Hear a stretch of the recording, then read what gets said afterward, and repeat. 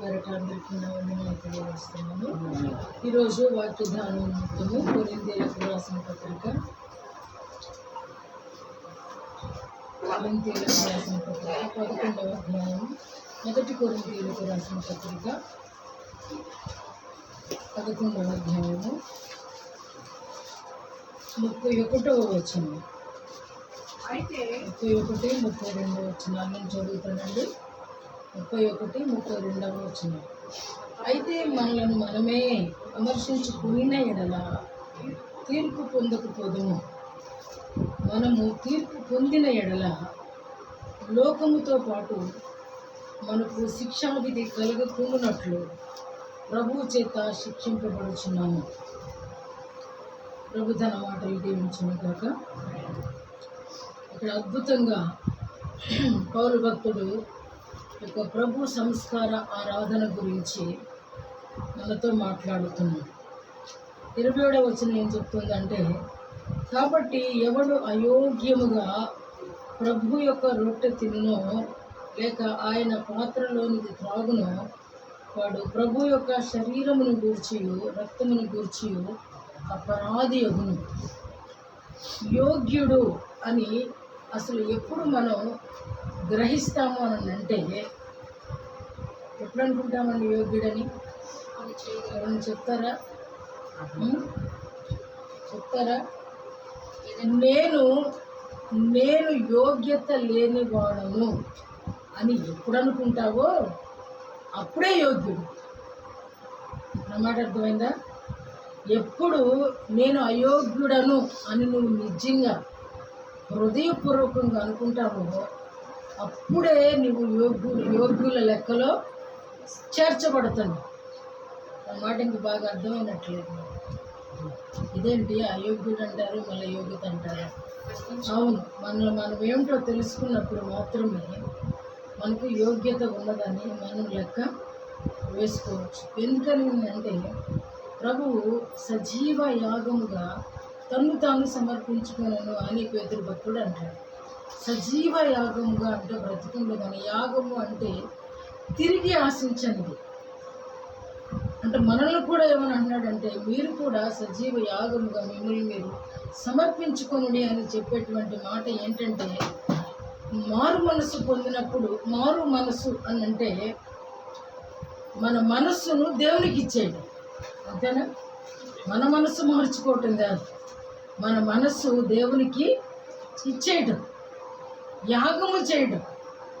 అంతేగాని మళ్ళీ ఆ మనసు దేవుని దగ్గర నుంచి తీసేసుకుని మళ్ళీ కాసేపు మన ఇష్టానుసారంగా నడుచుకొని మళ్ళీ ఆయనకి ఇచ్చేసుకుని మళ్ళీ కాసేపటికి మళ్ళీ మన మనసుని తెచ్చేసుకుంటే ఇది యాగం అవుతుందా? ఒక్కసారి అలా దేవునికి ఇచ్చేసి ఇంకా ఎప్పుడు ఆ మనస్సుని తిరిగి తీసుకొనకుండా ఉంటే అతడు రక్షించబడినట్లు. మన అవసరానికి వచ్చినప్పుడల్లా అంటే ఎలా ఉండాలంటారు?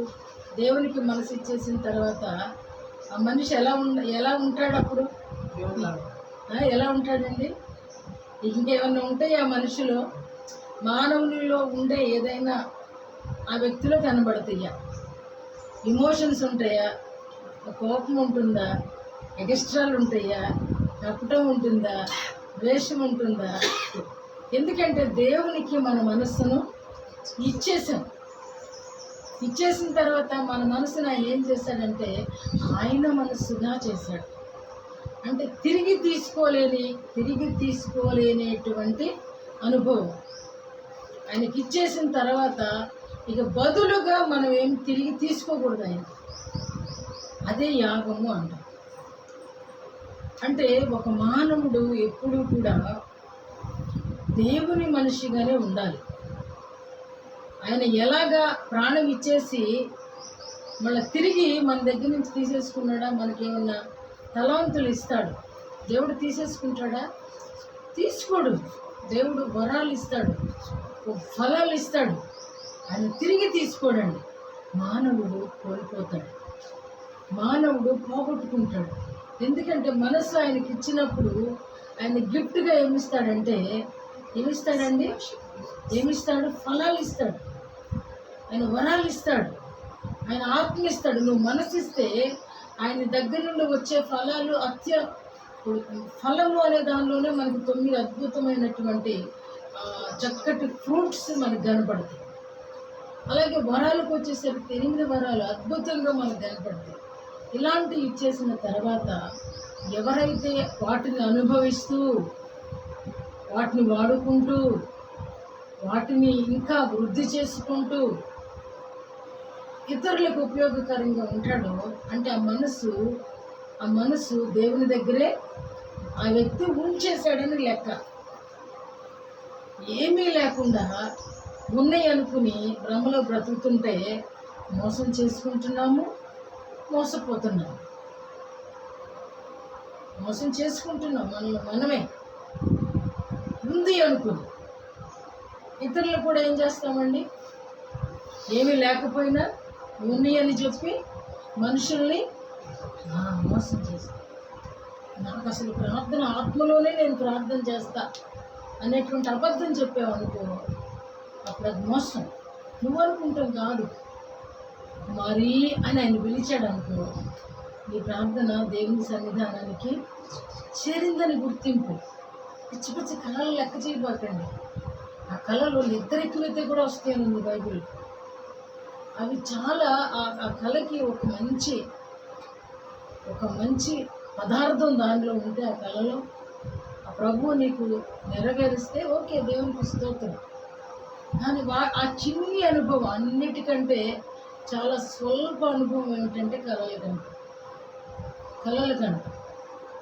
అది కొన్ని నెరవేరితే కొన్ని పోతాయి, అది పట్టించుకోకూడదు. కానీ కొన్ని వస్తాయి దేవుని దగ్గర నుంచి వచ్చేది. అందుకని అంటాడు, ఎఫ్రాయిము దేవుని దగ్గర నుండి వచ్చే కళ్ళను గ్రహిస్తాడు. ఎఫ్రాయిము ఆయన ముద్దు బిడ్డ అయితే గ్రహిస్తాం.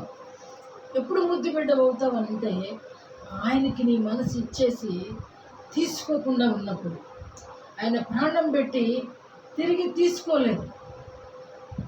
తీసుకోలేదు, అలా బలి అయిపోయాడు, యాగం అయిపోయాడు. తిరిగి ఆయన ఆశించినప్పుడు మనం ఇచ్చి తీసేసుకోవడంలో అర్థం లేదు, విశ్వాసం లేదు, భక్తి కూడా లేదు.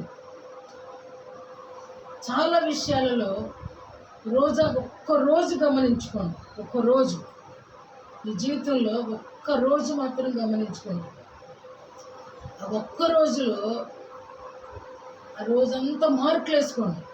అప్పుడు అర్థమవుతుంది ఎక్కడ తొట్టిపడ్డావో, ఎక్కడ తొందరపడ్డావో, ఎక్కడ అసహనం తీసుకున్నావో. అవన్నీ మార్కులు ఏ రోజుకి ఆ రోజు వేసుకుంటే మనము అసలు ఆ నెలలో పాస్ అయ్యేమో లేదో వస్తుంది. మన మనసు నిజంగా దేవుని దగ్గర ఉందో, మన మనసు మన దగ్గరే ఉందో, మన మనసుకి ఇంకా సాతాను మనసుని కూడా యాడ్ చేసుకొని ఇంకా డబుల్ చేస్తున్నాము అనేది అర్థమవుతుంది. ఇక్కడ అంటున్నాడు, మనలను మనమే విమర్శించుకోవాలి. ఒక విమర్శకుడు మన దగ్గరికి రానవసరం లేదు. మన లోపలే ఒక విమర్శకుడు ఉన్నాడు కదా. ఇతర విమర్శలు చేయడం గొప్ప కాదు, కానీ మనల్ని మనం విమర్శించుకోవటమే గొప్ప. మనల్ని గురించి మనం మాట్లాడుకోవటం గొప్ప. మనల్ని గురించి మనం థింక్ చేయటం మనకి గొప్ప. ఎందుకంటే మనం ఏమిటో తెలియనంత వరకు కూడా సత్యంలోనికి మనం రాలేం. ఉన్నట్టుగా అనిపిస్తుంది, చేస్తున్నట్టుగా అనిపిస్తుంది. చేసిన దానికి చేస్తున్నట్టుగా అన్నదానికి చాలా తేడా ఉంది. మనల్ని మనమే విమర్శించుకోవాలండి. అలాంటి విమర్శ లేనప్పుడే సుధమ అల్లాడిపోయింది. సజీవంగా అగ్ని గంధకాలలో కాలిపోతూ ఉన్నప్పుడు వాళ్ళ కేకలు ఎంత ఆకాశాన్ని అంటుంటాయో కదా. ఏమండి, జలప్రళయం వచ్చేసినప్పుడు ప్రజలందరూ ఆర్తనాదాలు వచ్చి నోవా దగ్గరికి వచ్చి, నోవాహు తలుపు తెరువు అని ఎంతగా ఆర్తనాదం చేసుంటారు. మనకందరికీ విదితమే. మొన్న విజయవాడలో మనం చూసాం, అందరము చూసాం. ఒక చిన్ని ఇన్సిడెంట్ అది. అంత జలప్రళయంతో పోల్చుకుంటే ఇది చాలా అల్పమైంది, కానీ అది కూడా మన కళ్ళతో చూడలేకపోయాం. అలాంటి పరిస్థితులు ఈరోజు భూమి మీదకి రాబోతున్నాయి. ఎందుకంటే మనల్ని రక్షించేవారు లేక చూస్తున్నాం కదా, మొన్న ప్రవీణ్ గారి మరణాన్ని మనందరం చక్కగా చూస్తున్నాము, వింటున్నాం. మన హృదయాలు కూడా చాలా కరిగిపోతున్నాయి. ఒక్కోటి ఊహించినప్పుడు చాలా కరిగిపోతూ ఉన్నాయి మన హృదయాలు. అయ్యో అయ్యో అయ్యో, ఎలాగ బిడ్డ బాధపడిపోయి ఉంటాడో, ఎలాగ నరికేసి ఉంటారో, ఎలాగ చేసి ఉంటారో. కానీ ఈరోజు ప్రభువాక్యం సెలవిస్తుంది, ప్రభువాక్యం అద్భుతంగా సెలవిస్తుంది ఏంటంటే, నిన్ను నీవు విమర్శ చేసుకో. డిబేట్లు మీరు కూడా చూడొద్దు. వాటి వల్ల ఒరిగేది ఏమీ లేదు. విమర్శ చేసుకోండి. అసలు నా స్టాండర్డ్ ఎక్కడుంది, నేను ఎలాగ ఉన్నాను అనేది మనల్ని విమర్శ చేసుకోవాల్సిన అవసరం ఉంది. అయోగ్యుడను, నేను అయోగ్యురాలని అనుకున్నప్పుడు రాపైపోవడం. ఎందుకంటే విమర్శ చేసుకున్నప్పుడే మనం యోగ్యులమా అయోగ్యులమా అనేది మనమే తెలుసుకుంటాం. దేవుడు ఎవరి దగ్గరికి వచ్చి అయోగ్యుడని చెప్పడు. దేవుడు ఎవరిని విమర్శ చేయడు. ఎందుకంటే ఆయన మనసులో విమర్శ లేదు. ఆయన అంతగా మనల్ని ఏది చూచి మనల్ని ప్రేమించలేదు. మనకి మంచి కంటే చెడ ఎక్కువ ఉన్నప్పటికీ కూడా మనల్ని ప్రేమించాడు. అందుకే ఆయన దేవుడు అయ్యాడు. కానీ ఇప్పుడు ప్రభు అంటున్న మాట ఏంటంటే, ఆయన చూడట్లేదు, కానీ ఆయన దగ్గర ఉండాలంటే మాత్రం మీకు యోగ్యత కావాలి. ఆయన చూడట్లేదు, కానీ మనంగా ఆయన సమీపించాలి, ఆయన దగ్గరికి చేరాలి, ఆయనతో ఉండాలి అని ఆలోచించే లెక్కైతే, ఆ కోరిక ఉన్నట్లయితే మాత్రం ఖచ్చితంగా ఎలా ఉండాలంటే దేవునిలాగే ఉండాలి. ఆ దేవునిలాగా ఉంటేనే ఆయన దగ్గరికి చేరగలరు. దేవుని స్వభావం ఉంటేనే ఆయన దగ్గరికి చేరగలరు. అంటే నీ మనసు ఇచ్చేసిన తర్వాత తిరిగి తెచ్చేసుకునేటువంటి దురదృష్టకరమైన పరిస్థితులు ఉండకూడదు. దేవుడు అంగీకరిస్తాడా లేదా అనేది ఆయన చిత్తం. ఆయన దగ్గరికి ఇద్దరు అన్నదమ్ములు కానుకలు తెచ్చారు. ఒక తల్లిదండ్రులు బిడ్డలే. ఒకరిది నచ్చింది, ఒకరిది నచ్చలేదు. ఏమిటి అంటే ఆయన మనసులు చూసే దేవుడు. అంటే ఆయన తెమ్మని అడగలేదు, కానీ తెచ్చారు. తెచ్చేటప్పుడు హృదయపూర్వకంగా తేవాలి. అంతేగాని అక్కడ కూడా సంక్షోభము ఇవన్నీ కూడా దేవునికి చిత్తం కాదండి. అందుకనే నేను అడగలేదు కదా, ప్రభు రమ్మని అడగల, తెమ్మని చెప్పలేదు. తెచ్చినప్పుడు హృదయపూర్వకంగా తే. అది అంటే దేవుడు నిన్ను రమ్మని పిలవడం లేదు, నువ్వే వచ్చావు కదా, నువ్వు కావాలని ఆయన ఆకర్షిస్తున్నాడు. ఎలా అంటే కల్వరిలో బలియాగం అయిపోయి ఆకర్షిస్తున్నాడు. నేనే దేవుణ్ణని చెప్పగలిగినటువంటి దమ్ము కలిగిన దేవుడు, నేను మాత్రమే దేవుడనని చెప్పినవాడు, నేను తప్ప వేరొక దేవుడు లేడు అని చెప్పినవాడు. కాబట్టి ఆయనని మనల్ని ఎలా ఆకర్షించాడు అంటే, ఆయన నన్ను ప్రేమించి నాకు ఆకర్షణ కలిగించాడు. ఎందుకంటే నేను ఎటువంటి దాన్నో నాకు తెలుసును, నా దేన పరిస్థితి నాకు తెలుసు.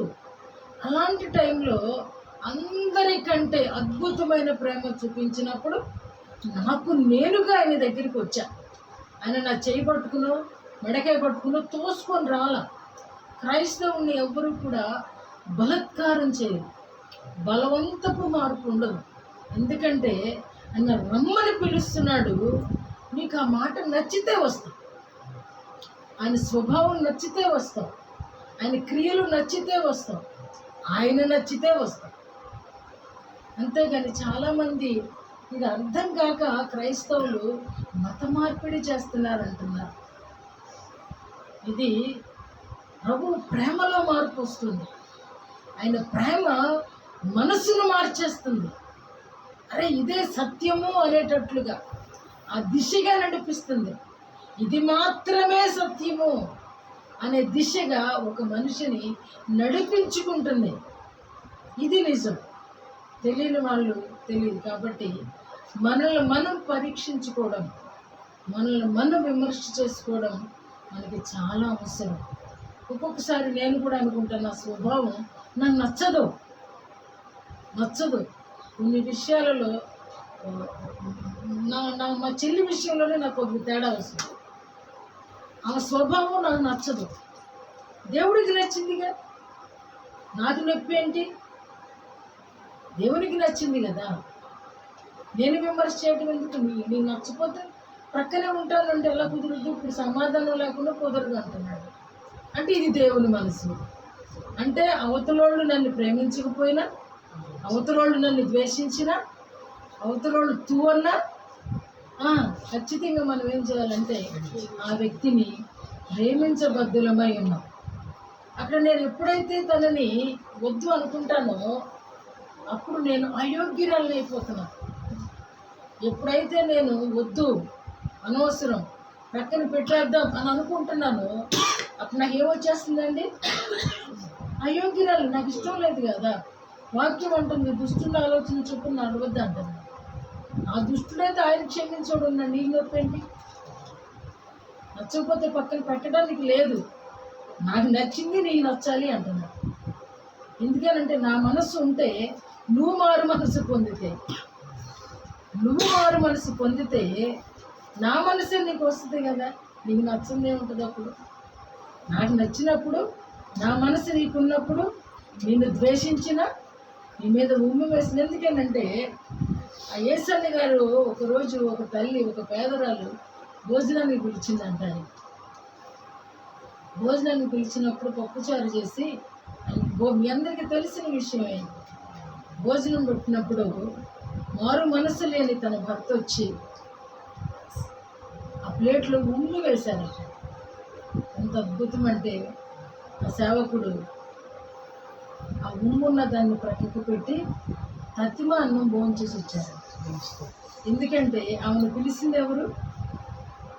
మారిన మనిషి. మారని మనిషి కోసం ఆ తల్లి ఎలా అయిపోయి ఉంటుందంటే ఈరోజు వింటున్న మనకి కూడా అది చాలా ఎక్కువ దేవుని కొరకు తను చేసినట్లుగా అనిపిస్తుంది. అతను ఎప్పుడైతే ఆ అన్నం తిని ఆయన వచ్చారో అతను మారి వచ్చాడంట. అందుకే నేను దేవుడు ఏమంటున్నాడంటే నువ్వు యోగ్యుడు అయితే నువ్వు పరీక్ష చేసుకో. ఆ యోగ్యత నీకుందో లేదో ముందు గ్రహించు. నేనేమిటి? ధనవంతుడైన వాడు ప్రభు దగ్గరికి వచ్చాడు. యవనస్తుడు వచ్చి తన మనసులో అంతానేమో వాము ఈ ధనమంతా ఏమంటాడో నువ్వుంటూ వచ్చాడు. ఈ ధనాన్ని గురించి ఏమంటాడో, ఆయన శిష్యులందరూ నేను అన్ని విడిచిపెట్టి వెళ్ళారు. ఇప్పుడు నాకేమో పరలోకం పోవాలనే ఉంది, కానీ నా ధనమేమో మరి ఈయనేం చెప్తాడు అన్నప్పుడు ప్రభు చెప్పింది కూడా ఏంటంటే అది విడిచిపెట్టరు అన్నాడు. అంటే మన మనస్సులో ఉన్నది ఆయనకి తెలుసు. ఆయన మన మనస్సులో ఏం ఆలోచన చేస్తున్నామో ఆయన ముందే ఎరిగి ఉన్నాడు. మన ఆలోచన మనకి రాకమునిపే మన ఆలోచన ఆయనకు తెలుసు. కాబట్టి మనము పరీక్షించుకోవాలి. ఒకవేళ రెండవ మాటగా ఏమని చెప్తుందంటే ఒకవేళ నీవు లోకంతో పాటు ఒకవేళ నేను చేసినటువంటి పరిస్థితులను బట్టి తీర్పులోకి వెళ్లకుండా ఉండాలి అని అంటే దేవుని శిక్షా విధానం నీకు కావాలి. ఎందుకు దేవుడు ఒక దెబ్బ కొట్టన్నా శిక్షా విధిలో నుంచి రక్షించుకుంటాడు. కొన్ని అలా అన్నా అని చేతిలో పడు. ఒకటి నీవు తీర్పులోకి వెళ్ళకూడదని నేను కోరుకుంటున్నాను. ఒకవేళ లోకం నీలో ఉండి లోక పరిస్థితులను విడిచిపెట్టి రాలేనప్పుడు దేవుని శిక్ష కన్నా నీవు లోబడడం నేర్చుకో. శిక్షిస్తాడు తప్పకుండా, నేర్చుకో. కాబట్టి ఈరోజు మనం ఆయన యొక్క శరీర రక్తములను పుచ్చుకోవడానికి వచ్చామంటే రొట్టె విరుచుట అంటే అందరూ కలిసి భోంచేయుట. అంటే ఇక్కడ ఏమని దీని అర్థం ఏంటంటే సమాధానకరం. అందరికీ సంఘానికి సమాధానం కావాలి, సంఘానికి సంతోషం కావాలి. ఆయన శరీర రక్తాలు ఇది ఏదో నైతిక విలువల కోసమో మనల్ని మనం భద్రపరుచుకుంట కోసము కాదు. ఈ సంతోషాన్ని, నా ప్రభు శరీరాన్ని, నలుగగొట్టబడిన నా ప్రభు శరీరాన్ని నేను తీసుకుంటున్నాను అని అనుకున్నప్పుడు, ముందు నువ్వు రొట్టెగా మారితేనే ఆ రొట్టె విలువ తెలుస్తుంది. అంటే నలపబడితేనే, ఆ పిండి ఏ రీతిగా నలపబడుతుందో, మన ప్రభువు శిరస్సు మొదలుకొని చిరుపాదము వరకు ఏ రీతిగా నలగగొట్టబడ్డాడో, ఆ రీతిగా నలగగొట్టబడితేనే ఆ రొట్టె విలువ తెలుస్తుంది. చూసేటప్పుడు ఆ రొట్టెని కాదు మనం చూసేది, ఆ దగ్గరకు వచ్చినప్పుడు ఎంత నిరీక్షణ, ఎంత కన్నీరు, హృదయంలో మెత్తదనం, మృదుత్వం. ప్రభువా, నీ రొట్టె కాదు నేను విరిసేది, నీ శరీరమును నేను తింటున్నాను, నీ శరీరమును నేను తింటున్నాను. నా సర్వ శరీరానికి ఇది ఆశీర్వాదంగా మాట్లాడుకుంటూ రావాలి. ఇది ఊరికి ఏదో ఇచ్చేస్తున్నాము, తీసేసుకుందాం అనే ఉద్దేశంతో ఉంటే సాధారణమైపోద్దని. ఏది నువ్వు ఘనంగా చూస్తావో అది ఘనమైంది, అది నువ్వు దేన్ని ఘనమైందిగా ఎంచుతావో అది ఘనమైంది. ఆ రొట్టె తీసుకున్నప్పుడు ముక్క పట్టుకుని వెళ్ళిపోవటం కాదండి. అవ్వా, ఈ నలుగగొట్టబడినటువంటి నీ శరీరము నాలో నలుగుడు కలిగించు, నన్ను నలిపేదిగా చేయాలి. నీ శరీరాన్ని రొట్టెగా తీసి ఉప్పు కారం సరిపోయిందే కాదు, ఇది తింటున్నప్పుడు నా గుండె ముక్కలైపోవాలి, నా మనస్సు ముక్కలైపోవాలి. ముక్కలైపోయినప్పుడే మరలా నీ మనసుగా అది క్రోడీకరించబడుతుంది. అది నీలాగా నన్ను మరలా మలుస్తుంది. చాలా కృతజ్ఞత. అలా యథాతథంగా ఏదో యాదృచ్ఛికంగా చేస్తాము, వెళ్ళిపోతాము అని అంటే దానివల్ల అసలు మనకి ప్రయోజనమే లేదు. పాలు పొందడం వల్ల ప్రయోజనమే లేదండి. ఆయన రొట్టె ద్రాక్షారసంలో పాలు పొందుతున్నామని అంటే ఆయనలో భాగమవుతున్నాం. అందుకే ప్రభు అంటాడు పేతురుతో, నీ పాదములు కడిగిన ఎడల నాలో నీకు పాలు లేదు అంటాడు. ఈ పాలు కోసం తింటున్నాం, ఆయనలో ఏకమవడానికి తింటున్నాం, ఆయనలాగా మార్పు చెందడానికి తింటున్నాం, సర్వ శరీరానికి క్షేమము కలుగులాగా తింటున్నాం, మన ఆత్మకు ప్రయోజనము చేకూర్చడానికి తింటున్నాం, మన ఆత్మ ప్రభు దగ్గరికి వెళ్ళడానికి ఒక మార్గముగా ఈ యొక్క రొట్టె ద్రాక్ష రసాన్ని మనం తీసుకుంటున్నాం. దాన్ని యథాప్రకంగా అది ద్రాక్షాన్ని నలిపి రాత్రి నాకు జ్యూస్ గురించి మామూలుగా ఆరాధన కొరకు ప్రార్థన చేస్తున్నప్పుడు ఆ ద్రాక్ష కూడా ఎలా నలిగిపోతే కానీ అది జ్యూస్ అవుతుందో దేవుడు చూపిస్తున్నాడు. ఆ నెలలో కూడా మిక్సీలో వేసేసి నలిపేస్తాం. ఏమైపోద్దండి, దాని ఆకారం అంతా కూడా పూర్తిగా మారిపోతుంది. అసలు మరలా దానిలో గింజ కానీ దానిలో తొక్క కానీ మనకు కనబడదు. అంటే దీని అర్థం ఏమిటి అని అంటే, నువ్వు కనబడకూడదు. రొట్టె ద్రాక్షారసం ప్రభు శరీర రక్తాలలో పాలు పొందే వ్యక్తులలో ఇక నువ్వే ఎప్పుడు కనబడటం వల్ల తీసుకుంటాం వల్ల ప్రయోజనం ఏంటి చెప్పండి? ఏమండి, శరీరం తీసుకుంటూ వల్ల ప్రయోజనం ఏంటి? ఆ ప్రయోజనము మనకి కలిగినప్పుడు పాలు పొందటం ఎందుకు?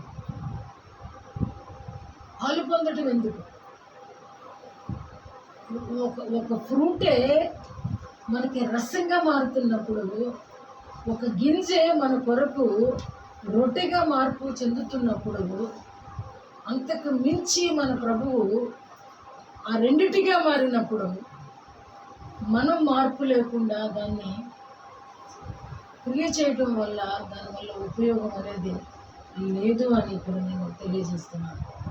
కాబట్టి యాగం అంటే ఒకసారి మనసు ఆయనకి ఇచ్చేసి తిరిగి తీసుకోవాలి. అంతే ప్రభువు నీ ప్రేమను ఏమని ప్రేమతో పోల్చారంటే అగాపే ప్రేమ అంటారు. అంటే బదులు ఆశించని ప్రేమ, బదులు ఆశించలేదు. కానీ పౌలు అంటాడు, క్రీస్తు యేసుకు కలిగిన ఈ మనస్సు మీరు కలిగి ఉండుడి. ఆయన రిక్తునిగా చేసుకున్నాడు. రిక్తుడు అంటే ఏంటి? అన్నీ ఉండి కూడా ఏమీ లేని వానిగా. ఫిలిప్పీ పత్రికలో మాటలు ఉంటాయి, ఏమీ లేని వానిగా. అంటే మానవుడు కూడా ఎలా ఉండాలండి? అన్నీ ఉంటాయి, కానీ అవేమీ కూడా పైకి కనబడకుండా, బయటపడకుండా అణుచుకుని ప్రభు నిమిత్తం ప్రేమను మాత్రమే వ్యక్తపరచాలి. దాని అర్థం అది.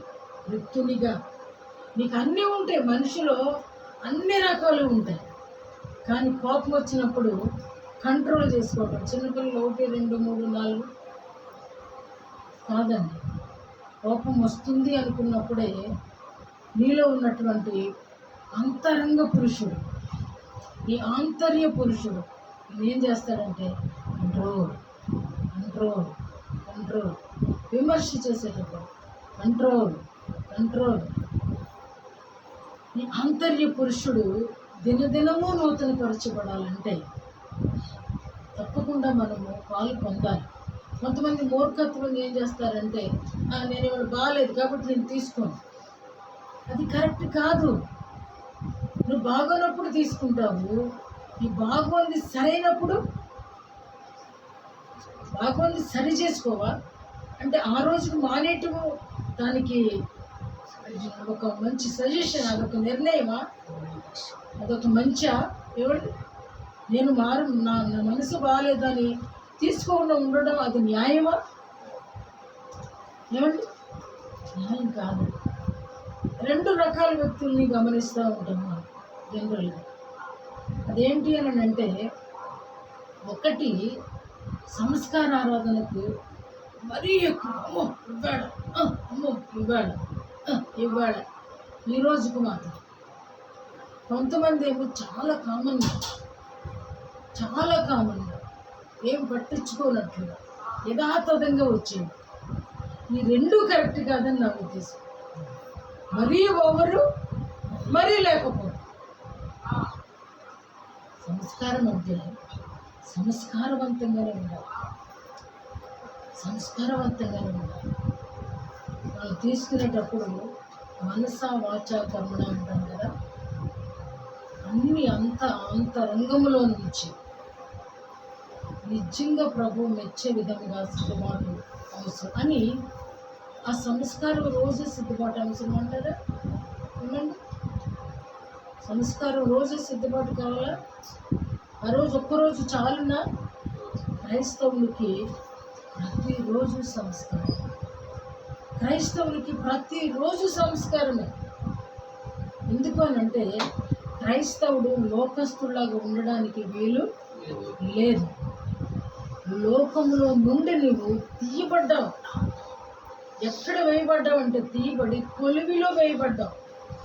శుద్ధి చేసినటువంటి బంగారాన్ని మరలా కొలువులో వేస్తాడండి ఎవరైనా? శుద్ధి అది 24 క్యారెట్స్ అంటున్నాడు, మరలా నేను శుద్ధి చేస్తానంటావా? ఎందుకంటే విశ్వాసి, ఒక క్రైస్తవుడు ప్రతి దినము కూడా శుద్ధి చేసుకుంటున్నవాడు. అలాగే ఉండాలి. ఒక ప్రత్యేకంగా సంస్కార ఆరాధన రోజే ప్రభా అని కేకలు వేసి 2వ రోజు కామన్గా ఉండడం వల్ల అది నీకు సంస్కారం కాదు, మనకి సంస్కారం కాదది. ప్రతిరోజు కూడా అదే బైబిల్ చెప్తుంది, గ్రీకు దేశస్తుడని సిథియనుడని లేదు. నువ్వెవరివైనా సరే, నువ్వు ఏ సంప్రదాయాలతో వచ్చినా సరే, ప్రభు దగ్గరికి వచ్చినప్పుడు ఒకే సంప్రదాయం. ఆ సంప్రదాయం ఏంటంటే ప్రభులాగా ఉంటాం. ఈరోజు చదువుబడినటువంటి వాక్యంలో నుండి మనం చూస్తే, ఉత్తర ప్రత్యుత్తర పాఠంలో నుండి చూస్తే కదా, హిజ్కియా అనేటువంటి రాజు కనబడుతున్నాడు. ఈయన యూదాకి రాజు. ఇలాంటి రాజు ఇది చదువుతున్నప్పుడు ఆయన గురించి వ్రాయబడుతున్నటువంటి అద్భుతమైన మాటలు 3వ వచనంలో, తన పితరుడైన దావీదు చేసినట్లు అతడు యెహోవా దృష్టికి పూర్ణముగా, అద్భుతమైన మాట, పూర్ణముగా. ఇంతవరకు మన చదవనటువంటి మాట, ఇంతవరకు ఈ పదము పడల. అసలు ఇంతమంది రాజులను గురించి చదువుకుంటూ వచ్చాము, కానీ ఏ రాజుల గురించి కూడా పూర్ణముగా నీతిని అనుసరించను అనేటువంటి మాట. అద్భుతకరమైనటువంటి భక్తి. రెండవది, అతను ఎవరు చేయనటువంటి అద్భుత కార్యాలు చేశాడు. అంతేకాదు, మోషే ఇతడి సర్పాన్ని చేసి, అరే దీని వైపు చూచిన వాడు స్వస్థత పొందుతాడు అనే దాని కొరకు మీరు ఎటో వెళ్ళిపోవద్దు అని దాన్ని ఒక మంచి సింబాలిక్గా పెట్టాడు, మంచి కోసం పెట్టాడు. మీకు ఏదో ఒకటి కావాలి కదా ఎప్పుడు, కాబట్టి దీని వైపు తేలి చూచిన వాడు ఎవరైనా సరే హీల్ అవుతాడు అనే దాని సందర్భం కోసం పెట్టాడు. కానీ ప్రజలు దాన్ని ఎలా చెరిపేశారంటే, ఇత్తడి సర్పం పేరు తీసేసి దానికి ఒక పేరు పెట్టి ఆ పేరుకి ధూపం వేయించు వచ్చి ఉండేది. దాన్ని కూడా ఏం చేశారంటే, విగ్రహం కావాలి, మానవుడు కొలవడానికి ఆత్మస్వరూపి కాదు, ఎదురుగుండా మాత్రం ఒక విగ్రహం అనేది కావాలి. ఆ విగ్రహం లేకపోతే వీడు బ్రతకలేడు, వీడికి స్టాండర్డ్ ఉండదు, అంటే మనసుని సర్దుబాటు చేసుకోలేడు ఎప్పుడు. ఎందుకంటే అలవాటు పడిపోయిన ప్రాణంగా. ఇప్పుడు బోళ్ళంతమంది పేర్లు ఇక్కడ వచ్చాయి, అవన్నీ నేను అస్సలు ఉచ్చరించాను, అవసరం లేదు. కానీ వీళ్ళందరి కూడా వీళ్ళు చేసి చూసి వచ్చేసరికి వీళ్ళ ప్రాణాలు కూడా ఎటు దిశగా ప్రయాణం అయిపోయాయి. అంటే వాళ్ళు చూడడానికి ఒకటి కావాలి. కానీ ఇక్కడ అద్భుతం చేశాడు హిజ్కియా, దాన్ని కూడా ముక్కలు వేసి పడేశాడు. ఆ తర్వాత ఆయన గురించి రాయబడిన మాట అది చాలా నచ్చుతున్న మాట. చూడండి, అతడు ఇశ్రాయేలీల దేవుడైన యెహోవా యందు విశ్వాసం ఉంచిన వాడు. అతని తరువాత వచ్చిన యూదా రాజులలోను అతని పూర్వీకులైన రాజులలోను అతనితో సమానమైన వాడు ఒక్కడు కూడా లేడు. ఎందుకనంటే అతడు యెహోవాతో హత్తుకొని ఆయనను వెంబడించుటలో వెనుక తీయక ఆయన చెప్పిన ఆజ్ఞలన్నీ కూడా ఆయన జీవితంలో నెరవేర్చాడు. కాబట్టి ఇక్కడ చూడండి, దేవుడు అతనికి తోడుగా ఉన్నాడు. రెండవది, ఆయన వెళుతున్నటువంటి ప్రతి యుద్ధానికి కూడా జయం ఇచ్చాడు, జయము పొందాడు. ఇంచుమించు దావీదు భక్తునిలాగా జయము పొందాడు. ఇంతవరకు కూడా ఆయనది చాలా చాలా బాగుంది. ప్రతి చోట కూడా జయమే అని ఉంది, ఓటమి అనేది ఇక్కడ వ్రాయబడలేదు. ఆయన ఓడిపోయిన దాఖలాలు లేవు. కాబట్టి తర్వాత వచ్చేసరికి ఈ అష్షూరు రాజు ఈ రబ్షాకేయుని పంపించి ఏదో ప్రక్క దేశంలో అంటే ఇజ్రాయేల్ దేశంలో యుద్ధం చేశాడు, స్వాధీనపరుచుకున్నాడు. కొంత అది కూడా అయిపోయింది, అది ఈయనకి సంబంధం లేదు. ఈయన మీద కూడా రావడానికి వాడు ప్రగల్భాలు పలికాడు. చూడండి, ఇప్పటి వరకు జైలు పొందినటువంటి ఈ రాజు ఈయన చేసింది ఏంటంటే, ఇది చూస్తే చాలాగా వాడు కోరికలు కోరాడు, నాకేమేం కావాలో అని, అవన్నీ కూడా ఇచ్చేశాడు. రెండవది, జనరల్గా ఇవ్వటమే కాకుండా ఈయన ఏం చేశాడంటే, బాధ కలిగించే మాట, దేవాలయపు తలుపులకున్న బంగారమును తీయించి ఏమండి, వాడు చూస్తే అన్యుడు, మన దేవాలయపు తలుపులకున్న బంగారాన్ని వెలిసి ఇవ్వడం ఏంటి, పోనీ ఖజానాలో ఉన్నది ఇచ్చావు, వెండి బాగానే ఉంది. ఎంత మిస్టేక్ చూసారా. దేవుడు అతనికి తోడుగా ఉన్నాడని ఉంది. దేవుడు అతనికి తోడుగా ఉన్నాడు అని అంటే హిజ్కియా మనస్సు మారిన మనస్సు. హిజ్కియా మనస్సు దేవునికి ఇష్టముగా, ఎందుకంటే దేవునికి ఏది ఇష్టమో అదంతా చేసేసాడు. కాబట్టి దేవునికి చాలా ఇష్టమైపోయాడు. బట్ ఇక్కడ ఒక శత్రువు రాజు వాడి మాటలకి పడిపోవడం ఏంటి చూసారా. వాడి మాటలకు లోబడిపోయి దేవుని దేవాలయంలో ఉన్నటువంటి బంగారాన్ని చెక్కించి ఇచ్చేసాడు. కానీ శత్రువు ఊరుకుంటాడండి. ఆ బంగారం తీసుకెళ్ళిన తర్వాత మరలా వచ్చాడా రాలేదు, దీని మీదకి వచ్చాడండి, వస్తాడు. ఎందుకంటే వాడికి ఇంత చీమ దూరే ప్లేస్ ఇస్తే చాలు, చీమ దూరే ప్లేస్ ఇస్తే చాలు. ఎందుకంటే ప్రభువు జయమిస్తున్నాడు. హిజ్కియా దేన్ని చూస్తుంటాడంటారు, ఆలోచించేయండి. హిజ్కియా దేన్ని చూసి వాడికి కప్పం చెల్లించాడు? వాడి దగ్గర ఉన్నటువంటి సైన్యాన్ని, వాడు పంపించినటువంటి వాడితో ప్రగల్భపు మాటలకు హిజ్కియా భయపడ్డాడని నేను అనుకుంటాను. అంటే దేవుని వైపు చూడకుండా శత్రువు వైపు చూశాడని నేను అనుకుంటున్నాను. అందుకని అతని హృదయంలో ఏమొచ్చిందంటే పిరికితనం వచ్చింది. పిరికితనం వచ్చింది కాబట్టి వాడు అడిగిందల్లా ఇచ్చేశాడు. ఒక్కసారి పిరికిగుండా అయిపోతే తర్వాత సాతానికి నిలయమైపోతాడు. ఆ తర్వాత అశ్షూరు రాజు రావడం, తర్వాత ఏం జరిగిందో ఈ వాక్యం మనకు సెలవిస్తుంది. వాడు ప్రగల్భపు మాటలు, తర్వాత అక్కడ ఉన్నటువంటి వారందరినీ పిలిపించి వాళ్ళతో మిమ్మల్ని హిజ్కియా మోసం చేస్తున్నాడని చెప్పేసి, అప్పటికైనా సరే హిజ్కియాకి మరి ఎందుకో హృదయంలో అసలు వీడిని నాశనం చేయాలి, వీడిని చీల్చి చెండాడాలి అని ప్రభు దగ్గర బాగా విచారణ చేయాలి. ఈ అధ్యాయం గురించి నేను చెప్తాను. వెంటనే మనకు ఒక అపాయం కలిగినప్పుడు, ఒక ఆపద కలిగినప్పుడు ఎందుకు ప్రభు దగ్గర విచారణ చేయలేకపోతున్నాం? దేవుడు మనతో ఉన్నప్పుడు ఆ కాన్ఫిడెంట్ వేరుగా ఉంటుంది, ఆ ధైర్యం వేరుగా ఉంటుంది. ఒక్కసారి ప్రభు మనల్ని విడిచిపోయారంటే మనం ఎంత నిస్సహాయులమో, ఎంత తేలికైపోతామో, ఇంకా ఎందుకు పనికిరాని వాళ్ళం అయిపోతాము, శూన్యంలోకి వెళ్ళిపోతాం. కానీ ఇక్కడ చూడండి ఎన్నో వచ్చిన 25 వచ్చిన, యెహోవా సెలవు నొందకయే ఈ దేశమును పాడు చేయుటకు నేను వచ్చి తినా. ఎవరంటున్నాడండి ఈ మాట? ఏమంటున్నాడు చూసారా? శత్రువు ఎలా మోసం చేస్తున్నాడా? శత్రువు ఎంత బాగా మోసం చేస్తున్నాడు చూసారా? నన్ను ఎవరు పంపించారు నీ మీదకి? నీ దేవుడు పంపించాడు అంటున్నాడు. నీ దేవుడు, వాడి దేవుడు కాదు ఈయన, హిజ్కియా దేవుడు. యెహోవా సెలవు నొందకయే నిన్ను పాడు చేయడానికి నేను వచ్చి తినా. ఎంత మోసం చేస్తాడో చూసారా? శారీరకంగా భయపడ్డావు, ఇప్పుడే ఎక్కడికి తీసుకెళ్తున్నాడు వీడు? మోసం చేస్తున్నాడు. జాగ్రత్త. ఈరోజు ఇంతవరకే నేను చెప్పదలుచుకున్నాను. వాడు ఎలాగైనా సరే మన 29 వచ్చిన వాడు చూద్దాం. హిజ్కియా చేత మోసపోకుడి, నా చేతిలో నుండి మీరు నడిపింప శక్తి వానికి చాలదు.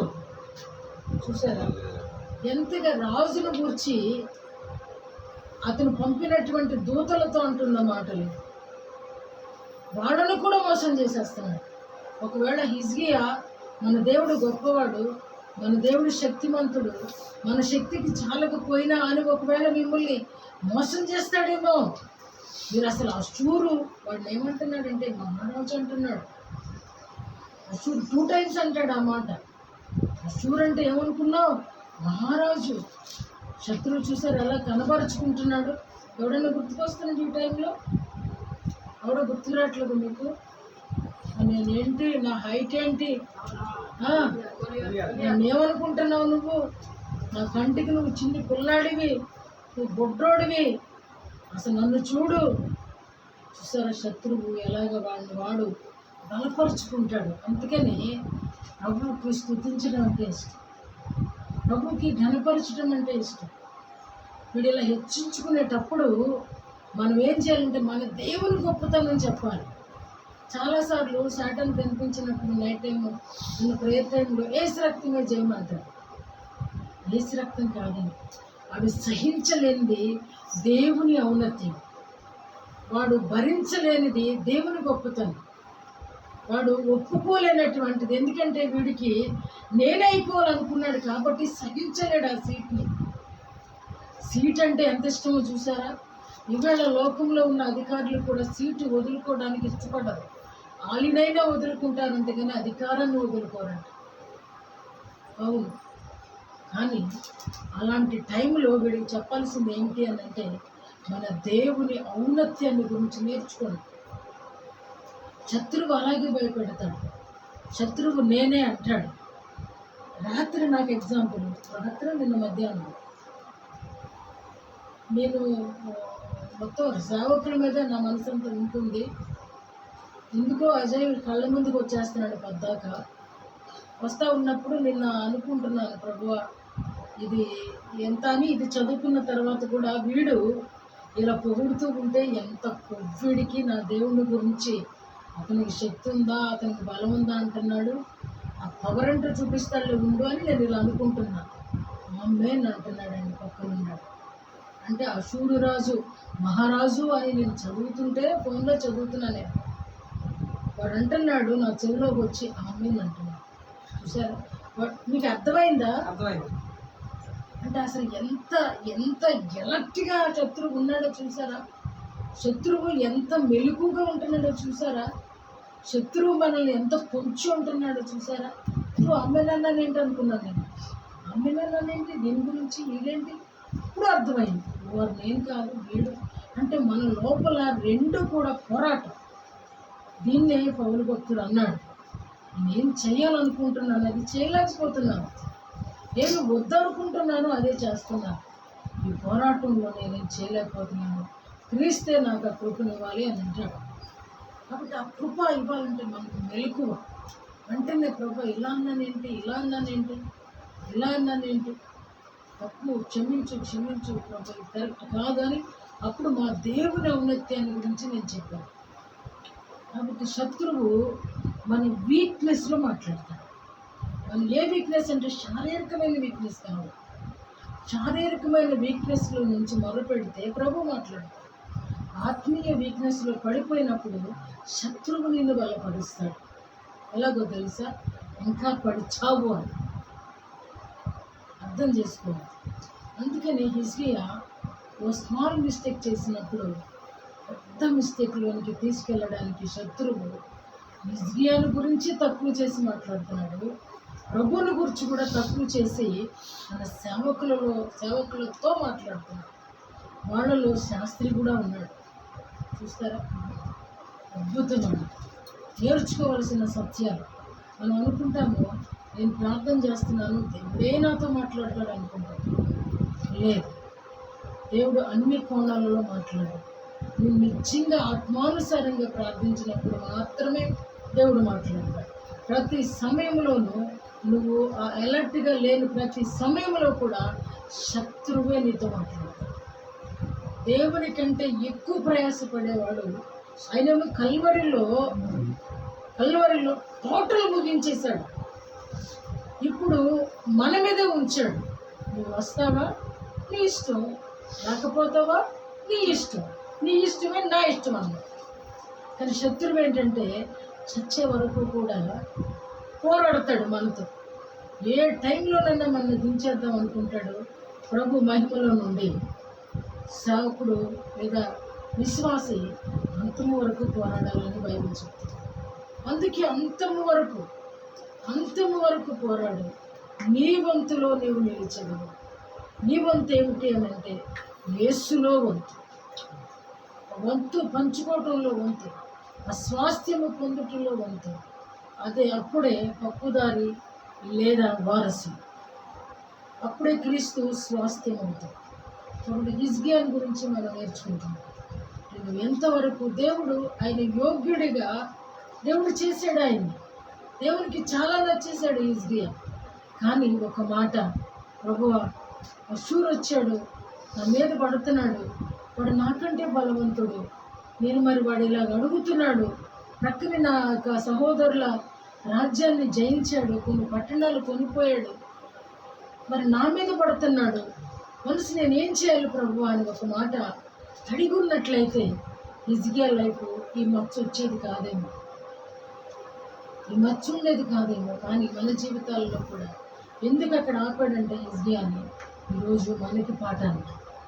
మీ జీవితాల్లో కూడా అలాగా కొన్నిసార్లు దేవుడు చేసుకుంటూ వెళ్తున్నప్పుడు అతిశయించి ఏమైనా శత్రువుకు అనుకూలమైనటువంటి స్వభావంలోకి ఇక్కడ దిగజారిపోతావా అని దేవుడి వాక్యాన్ని మన కొరకు గ్రహించాడు. కాబట్టి ప్రతి పరిస్థితిలోనూ ఆయనకు మొర్ర పెట్టుకుని ఆయన మనస్సులో మాటను తెలుసుకొని మనకు ముందుకు వెళ్ళడానికి ఈ రీతిగా హిజ్కియా భక్తుని ఈరోజు మన ముందు ఉంచుతున్నాడు. కాబట్టి ఇచ్చిన మనసు తీసుకోవద్దు, ప్రభు దగ్గర ఉంచే ఆయన చక్కగా దాన్ని మృదువైన స్వభావముగా, సాధువైన స్వభావముగా, ఆయనకి ఇష్టమైన స్వభావముగా, మన అంతరంగ స్వభావాన్ని ఆయన చక్కగా రూపుదిద్ది రూపాంతర అనుభవంలోనికి నడిపిస్తాడు. ఎందుకంటే ఈయన పరిపూర్ణమైన భక్తి చేసిన వాడే, పరిపూర్ణముగా ఉన్నవాడే ఈరోజు పరిపూర్ణతలో నుంచి ఒక మొక్క మైనస్ అయిపోయింది. చూసారా, ఒక తర్వాత ఫిల్ అయ్యాడు అనేది నెక్స్ట్, కానీ జీవితంలో మచ్చ అనేది పడిందా లేదా అనేది మనం గ్రహించాలి. పడింది. ఎందుకనంటే ప్రభు దగ్గర, ప్రభు మందిరం తనకు సొమ్మిచ్చుంటే బాగుండేది, కానీ మందిరాన్ని తొలగించడం అనేది, దేవుణ్ణి కొట్టేయడం అనేది ఎంతో కష్టం. దేవుని మందిరం అంటే దేవుడు ఉన్నాడు, దేవుని నిలయం అంటాం. అన్నిటికీ మించి ఆయన హృదయంలో కొంత చెక్కబడిపోయింది. ఎందుకంటే ఇది ఆయన మందిరం. అటు భక్తిని తక్కువ చేసుకోవడం, భక్తిలో నుంచి కొంత మైనస్ అయిపోవడం అనేది పరిపూర్ణతలో నుంచి తొలగిపోతుందనే సత్యాన్ని గ్రహించుకుంటూ ఈరోజు మనం ఎంతవరకు యోగ్యులుగా ఉన్నాము. నేను నిజంగా ప్రభు యోగ్యుడనయ్యా అన్నావా, అప్పుడే నీవు యోగ్యుడని ఎంచు. ప్రభుకి ఇచ్చేసే తిరిగి తీసుకోబాకు. కానుక ఇచ్చేస్తున్నారు, తిరిగి తీసుకోవటం లేదు. ఎందుకనంటే అది దేవుని కొరకు తెస్తున్నారు, ఇస్తున్నారు. ప్రభు అంగీకరించి మీకు దీవెనలు ఇస్తున్నారా లేదనేది ఆయన చిత్తం. మీరు అది అనుభవించేదాన్ని బట్టి, హృదయపూర్వకంగా ఇచ్చేదాన్ని బట్టి. కానీ ఒక వ్యక్తి ఇచ్చాడు, ఆయన చనిపోయినా సరే ఆయన రక్తం జీవించింది. ఆ రక్తము భూమిలో నుండి మొరపెట్టిందంట దేవునికి, ప్రభువా మా అన్న నన్ను చంపేశాడు. రక్తం మొరపెట్టింది. కాబట్టి ఒకవేళ మనకి ఈ యొక్క పరిస్థితులన్నీ చూస్తున్నప్పుడు మనకి కూడా భయం కలుగుతుంది, ఆందోళన కలుగుతుంది. అయినను మన రక్తం, ఒక సేవకుడు వెళ్ళాడంటే ఆ రక్తము మొరపెడుతుంది. రెండవది, ఎలీషా చనిపోయాడు, కానీ ఆయన ఎముకలలో జీవము మరొక వ్యక్తిని బ్రతికించింది. ఎందుకంటే ఈ దినాలలో అలాంటి దైవజనులు కావలసిన పరిస్థితులు వచ్చాయి. ఎందుకంటే నిజమైన దేవుని బిడ్డలు ఎవరు ఇప్పుడు తేల్చుకోవాల్సిన పరిస్థితులు మనకి ఛాలెంజ్. ఇప్పుడు ప్రతి సంఘానికి, ప్రతి విశ్వాసికి భద్రపరుచుకుంటాడా, దేవుని చేతిలో పడతాడా, శత్రువు చేతిలో పడతాడు, అది మనం తెలుసుకోవాల్సిన లెక్క. కాబట్టి ప్రభు సంస్కారముగా ఆచరిస్తూ యోగ్యత కలిగి ప్రభువులో పాలు పొందడానికి, ప్రభువుని స్వీకరిస్తూ ప్రభువులాగా మారాలని హెచ్చరిక చేస్తూ ఈ మాటలు ముగిస్తున్నాను. ప్రభు తన మాటలు దీవించిన దాకా ఆమేన్.